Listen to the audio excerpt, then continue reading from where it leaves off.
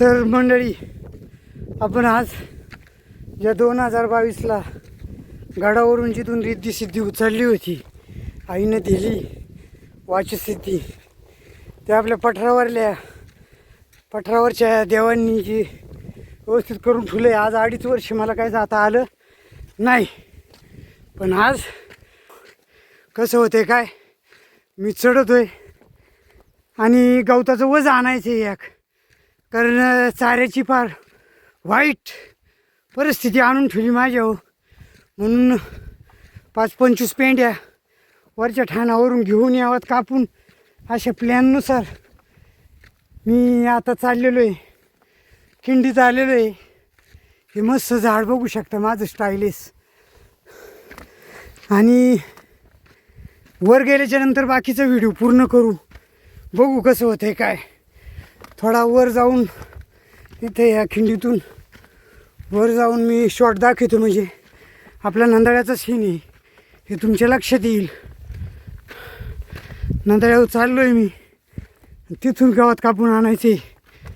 बाकी सर्वसामान्य नाही, ती लक्षात आलं. मी बऱ्याच वेळा गावात कापून आणले वरून, आणि आजही माझ्या गायांमुळं मला चाऱ्याची वेळ सख्या भावाने आणली.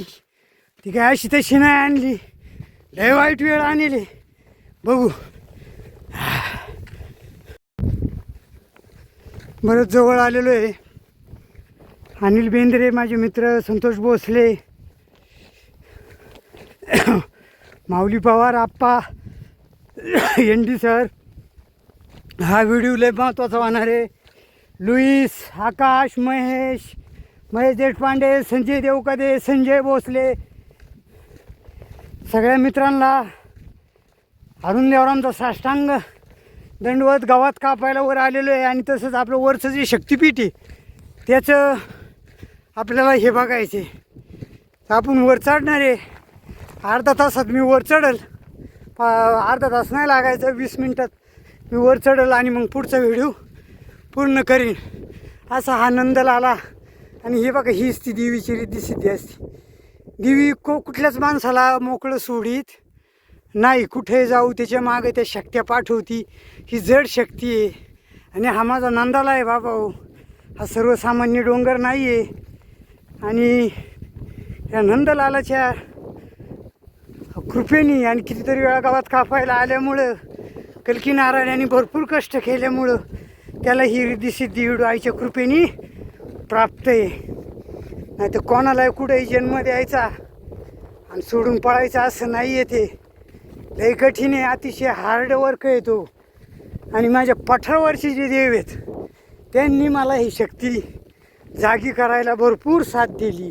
आणि हे त्यांचं कर्तृत्व राहील. आणि ते व्हिडिओ घेण्यासाठी मी परत येणार आहे. बघू कसं होते.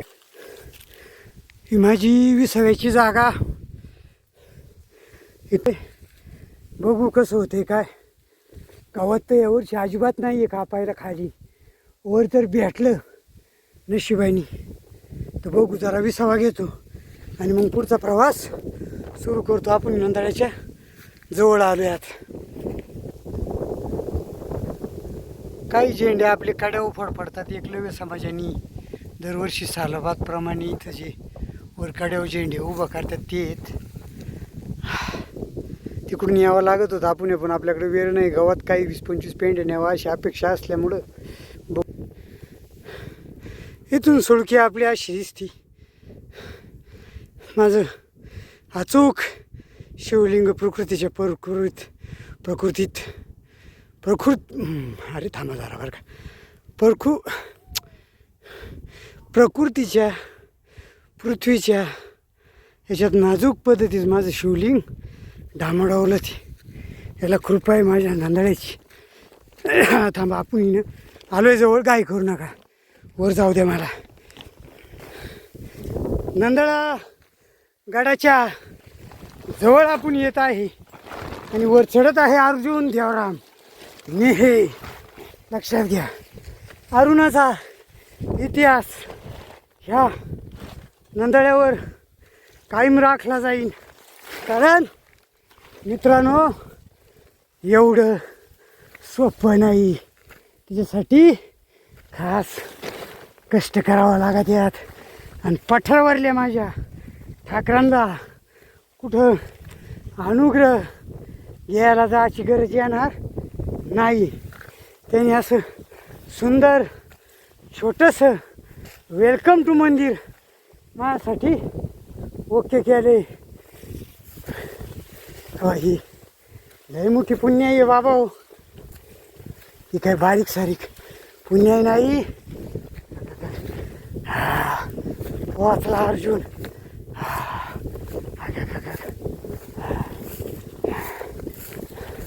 राहू दे संगत राहू दे. अनिल बेंद्रे आणि माझा ग्रुप, भोसले साहेब, एंडी साहेब, सगळ्यांना मी माझ्या 2022ला शक्ती दिलेल्या दैवतापाशी आणत आहे. या झाडांखाली तिथं भगवद्गीता ज्ञानेश्वरी इथं जाळण्यात आली. आणि मग माझ्या ठाकरांनी पठारावरल्या देवी देवतांनी हे असं उभं केलं. त्याचा आता एक पत्रा उडून गेला आहे. तेव्हा हे काही दुर्दशा दाखवू नका, पत्रबित्र टाकून घ्या. अरे लय मोठं आहे माझ्या एवढंच, लय मोठं. वाढ वाटत इथं आलो अनिल, काय सांगू. अरे 2012ला इथंच वर यावं लागायचं मला. ग्रंथ कुठेही जळतो का योग्य जागा बघून. माझ्या मताने आता इथं बरंचसं गावात कापता येईन मला. इथंच 9-10 पेंड्या करू, 10-20 पेंड्या काय बराच वेळ आराम करावा लागेल. पहिल्यासारखं होत नाही. पहिलं लई यायचो वर, तेव्हा तर बिचाऱ्यांनी एवढी शक्ती लावली पानाला. हा पत्रा बित्रा टाकून घ्या, हा पत्रा उडाला आहे, दुसरे पत्रे आणा, काहीतरी करा बाबानो. शक्तिपीठ हे फ्युचरमधलं. इथं किती मस्त सुंदर सुंदर फुलपाखरं, आईचीच ती रूपं. आणि खूप शक्तिशाली हे पीठ. आणि पठारावरल्या माझ्या देवी देवतांचे उपकार आहेत याच्यावर. बाकी हे जर जागं नसतं झालं, इथं जर बांधकाम थोडंफार काही झालं नसतं तर माझं डोकं आणखीन सरकलं असतं. राम राम राम राम राम रामकृष्ण हरी. तेव्हा इथं माझ्याकडून भगवद्गीता ज्ञानेश्वरी आपलं भगवद्गीता एक जळाली, तुकाराम गाथा इथं जळाला. त्याच्या अगोदर सुरुवातीला म्या या झाडांखाली भगवद्गीतेचं छोट्यास पारायण करून घेतलं. आणि मग ह्या गोष्टी म्या हे केलेल्या आहेत. तेव्हा काय सांगू बाळानो, ही झाडे आता म्हातारी झाली. गेली 2-2.5 वर्ष मी आलोच नाही वर, तर काय करू. झेंडा आपल्याला पुढे घ्यायचा आहे, बघू कसं होते काय. काही अडचण नाही. तो जय श्रीरामाचा झेंडा असणार आहे, तो काही बोगस झेंडा नसेल. आज मला गायांना चारा नसल्यामुळं मला वर यायची वेळ आली, कारण खालीही गवतं नाही राहिली. रामकृष्ण हरी. आता पाणी बिणी पितो इथं, आईच्या दारात चिलीम बिलीम मारितो व्यवस्थित, बसतो जरा वेळ इथं सावलीला, बघू कसं काय होतं काय. 2022ला जेव्हा पाऊस आला इथंच बसलो होतो मी. आणि जेव्हा पाऊस माझ्या या देवानी इकडं तिकडं गायब केला, आता पत्रा हलवला बघा. म्हणजे असं एवढी शक्ती माझ्या एवढीच्या कुठल्याही ठाणावर जा. पीठच लय पॉवरफुल आहे, 64 योगिनीचं पॉवरफुल पीठ असल्यामुळं बऱ्याचशा देवांना काही कळालं नाही. एक म्हणे आमची देवी, एक म्हणे तुमची जी. अरे बाबा ठाणं असं नाही मूर्खांनो. तिच्यासाठी शंकराला जन्म घ्यावा लागतो. शंकरांनी जटाही आपटल्या म्हणून याचं निर्माण माझ्या पठारावरच्या देवी देवतांनी केलं. आणि धन्य आहे जेवढी पठारावर माझी देवी देवता असतील. मला आज वेळ नाही, बरंच अंतर लांब आहे. मी गवत कापून, माझ्या गायांना चारा नसल्यामुळं गवत कापून मला निघावं लागणार आहे लवकरात लवकर. भूक लागेल, जेवेल नाही. बघू कसं होते काय. माझ्या आईचं खरंच पावर आहे. आता झेंडूची मस्त झाडं लावल्या त्यांनी, फुलं बिलं भाजात आहेत माझी वरची पठारावरली माणसं सगळी.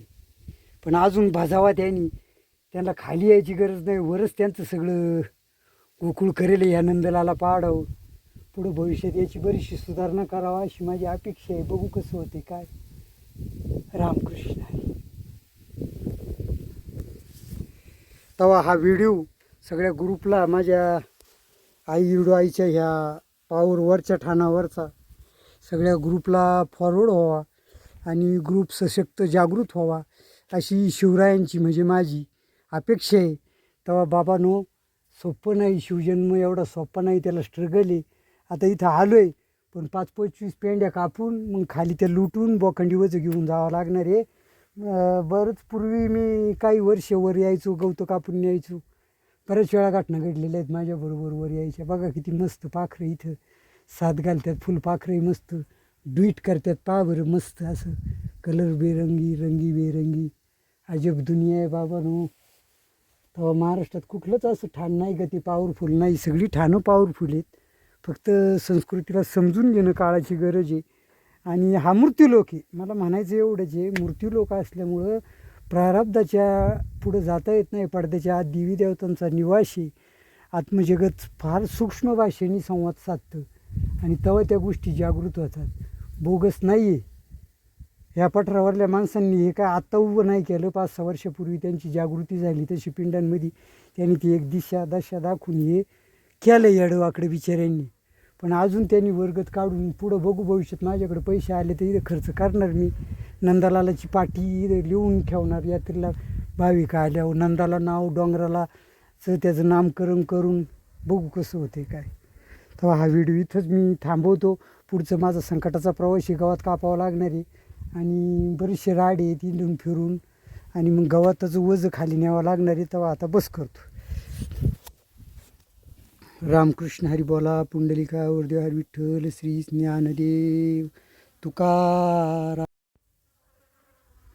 तेव्हा आता सगळं माझं उरकले, माझा बराचसा आराम झाला आहे. गावात कापायला सुरुवात करायची आहे. देव माझा जागृती हरव पात्रा द्यावा अजून, म्हणजे यांना कळू दे शक्ती कशी आहे काय आहे. आणि ह्या माझ्या कलकी देवाची शक्ती इथून आहे आणि सगळं काही जिल्ह्यात तिथून आता प्राप्त होणार सगळ्या जीवात्म्यांना, त्याची काही शंकाच नाही. आणि काय खरंच आता सांगायचे, फक्त जागृत राहा बाबा हो, शक्ती तुम्हाला मिळणार. आणि माझ्या पठारावरल्या देवी दैवतांनी हे सगळं मला शांत करण्याचं आणि हे करण्याचं इथं त्रिशूळ वगैरे व्यवस्थित, हे बघा कशी व्यवस्थित खाऊन ठेवल्यात. ही भोळ्याशंकराची प्रकटतेची आणि कलियुगाच्या शांततेची दहशत या देवाच्या कानावर पडली. तेव्हा हे कलकी अवताराचं कार्य आहे, 64 योगिनीचा मारुती आहे, हा सगळ्यांनी लक्षात घ्यावा. तेव्हा सगळे देव कामाला लावले त्या आईनं, एक देवाला विसावा नाही. तेव्हा लक्षात घ्या, सगळं व्यवस्थित होईन. फक्त जागृत व्हा, देवादिकांची अशी निमग्नच अवस्था होऊन देऊ नका. हे पत्रे बित्रे पठारावरल्या माझ्या देवी देवतांना विनंती आहे, तुम्हीच या ठाण्याचं बघणार आहे, दुसरं कोणी नाही बघायला. कारण मी सगळा अभ्यास केला आहे, स्पिरिच्युअल युनिवर्सचा राजा आहे मी. त्याच्यामुळं मला मरण नाही. मी आतमध्ये घुसलो तरी माझ्या भरपूर विद्या आहेत, विद्यासिद्ध्या आहेत.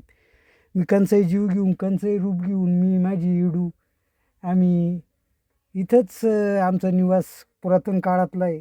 त्याच्यामुळं आमचा नाद नाही करता येत. मी या देवाजवळ सगळ्यांना सांगून आणि देवाची शक्ती घेऊन सांगतो का माझ्या ह्याही देवात वाचसिद्धीची पावर माझ्या देवी देवता ज्या पठारावरती आहेत त्यांच्या नीती आहे प्राप्त. बघू कसं होते काय. तेव्हा आता वास करतो व्हिडिओ मी पूर्ण सगळं जिथं तिथं.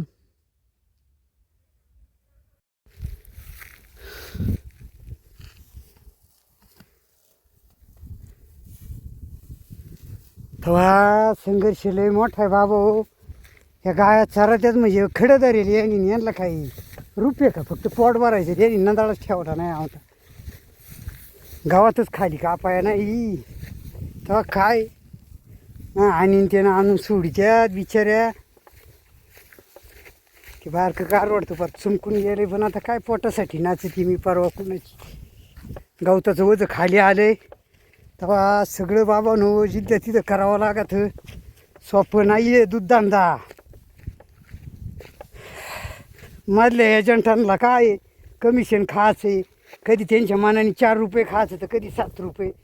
आता मी त्यातला पोटखेडा नसतो तर ना, मी सगळा एक्सपिरियन्स घेऊन बघितला. सरकारही द्या नाव नाही, कोण संत्रा पियाते, कोण दिशी पियाते.